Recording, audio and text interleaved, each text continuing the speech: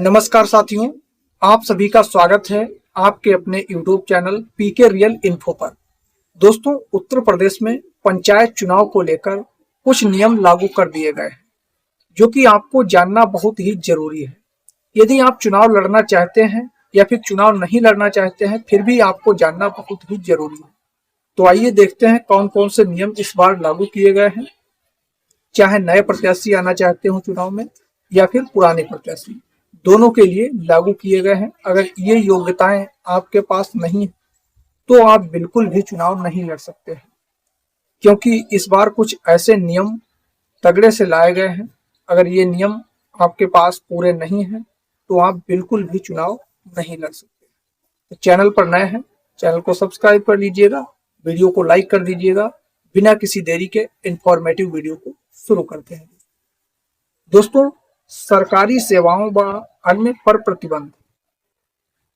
आंगनवाड़ी कार्यकर्ता, आशा कार्यकर्ता, शिक्षा मित्र, किसान मित्र, रोजगार सेवक जैसे सरकारी मानदेय या वेतन भोगी या फिर भत्ता भोगी लोग हैं, वो लोग चुनाव नहीं लड़ सकते। यदि आप शिक्षा मित्र हैं या फिर आशा हैं या फिर अदर कोई डिपार्टमेंट ऑलरेडी गवर्नमेंट जॉब कर रहे हैं तो आप चुनाव नहीं लड़ सकते। ये तो बात अलग की हो गई। फिर इसके बाद में बात आती है शैक्षिक योग्यता। यदि आप हाई स्कूल या फिर इंटरमीडिएट पास नहीं है तो बिल्कुल भी आप चुनाव नहीं लड़ सकते, क्योंकि इस बार एजुकेशन क्वालिफिकेशन को बहुत ही बड़ा एक अहम दर्जा दिया गया है चुनाव आयोग के द्वारा। यदि आप हाई स्कूल या फिर इंटरमीडिएट मिनिमम भी नहीं पास हैं तो आप चुनाव नहीं लड़ सकते। इसके बाद में आप दिवालिया ना हो। दिवालिया, जिससे सरकार के द्वारा आप दिवालिया घोषित न किए गए हों, ऐसे कहने को क्या कोई कुछ भी कह सकता है, तो आप चुनाव नहीं लड़ सकते हैं यदि आप दिवालिया हैं।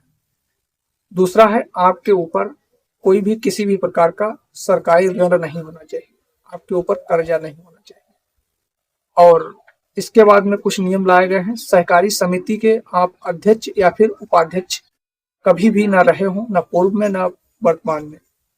अगर आप हैं या फिर रहे हैं तो भी आप चुनाव नहीं लड़ सकते हैं पंचायत। सरकारी धन की गबन या बकाया भुगतान आप पर नहीं होना चाहिए। सरकारी भूमि का अनाधिकृत कब्जा नहीं होना चाहिए।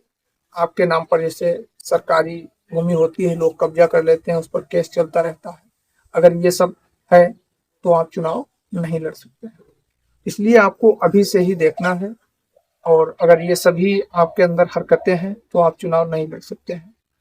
क्योंकि अभी से आप पैसा खर्च करने लगे, व्यवहार बनाने लगे, और बाद में जब नॉमिनेशन करने जाएं उसके बाद में आपका नॉमिनेशन एक्सेप्ट ही ना हो तो आपकी मेहनत बेकार जाएगी। इसलिए जो नियम लागू किए गए हैं वो अच्छी के लिए ही लागू किए गए हैं।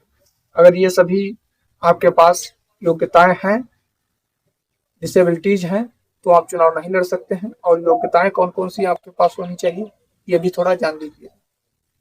यदि आप भारत के नागरिक हैं तो आप चुनाव लड़ सकते हैं। भारत के नागरिक तो सभी लोग हैं, स्वाभाविक सी बात है। इसके बाद में आप अपनी ग्राम पंचायत के वोटर लिस्ट में आपका नाम होना चाहिए। आप हाई स्कूल या फिर इंटरमीडिएट मिनिमम पास होने चाहिए। आपकी न्यूनतम एज 21 वर्ष होनी चाहिए पंचायत चुनाव लड़ने के लिए। बाकी मतदाता की आयु तो 18 वर्ष होती ही है, तो सभी को मालूम है, आम आदमी को मालूम है। और अभी 2 बच्चों वाला कानून नहीं लागू किया गया।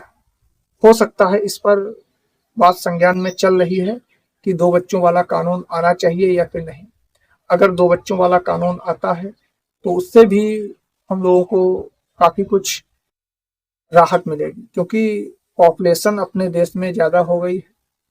और अगर अभी से ही 2 बच्चों वाला कानून ये लागू कर दिया जाता है तो शायद आगे भविष्य में हम लोगों को बहुत राहत मिलेगी। ये बात समझिएगा, थोड़ा समझने का प्रयास कीजिए। ये मत सोचिए कि मैं अपनी ओर से बता रहा हूँ। सरकार कोई भी कार्य करती है सोच समझकर करती है। जो भी बिल पास होता है संसद के अंदर, तो पक्ष और विपक्ष दोनों लोग होते हैं, दोनों लोगों की सहमति से ही बिल पास होता है। ये बात तो समझिएगा। तो यही सभी योग्यताएं इस बार मांगी गई हैं चुनाव में। अगर ये योग्यताएं नहीं है या फिर आपके ऊपर कोई किसी प्रकार का दोष है तो आप चुनाव इस बार नहीं लड़ सकते। तो आप लोग अभी से ही देखिए हमारे अंदर कौन सी बुराइयां हैं, कौन सी योग्यताएं नहीं है। जो योग्यताएं पूरी करने भर हों वो आप योग्यताएं पूरी करिए। अगर कोई कर्जा वगैरह हो, चुनाव लड़ना चाहते हैं, थोड़ा बहुत है, निपटा सकते हैं तो अदा कर दीजिए, तो चुनाव लड़ने का मूड बनाइए। अन्यथा क्या है, आप नॉमिनेशन भी करवाएं और उसके बाद में आपका नॉमिनेशन रिफ्यूज हो जाए तो फिर आपका ही घाटा है, हमारा थोड़ी ना है, ना पब्लिक का है। तो आप सोच समझकर चुनाव लड़ने की दिशा में कदम उठाएं। तो वीडियो को इतना ही, तब तक के लिए आप सभी को जय हिंद, नमस्कार साथियों।